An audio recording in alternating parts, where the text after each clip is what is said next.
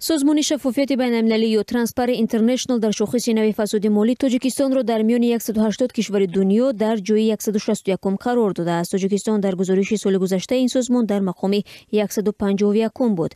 بر پایه این گزارش فسادزده ترین کشور سومالیا و شفافترین زلاندیای نو است.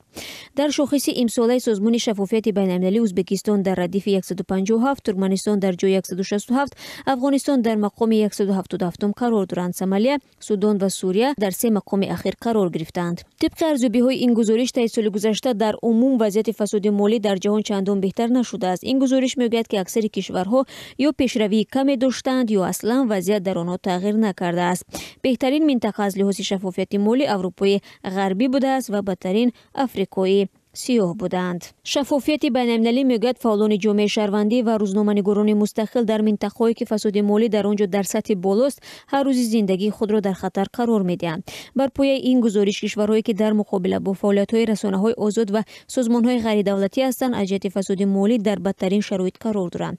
در کشورهایی که فساد مالی زیاد است در عموم طی هر هفته یک خبرنگار کشته شده است.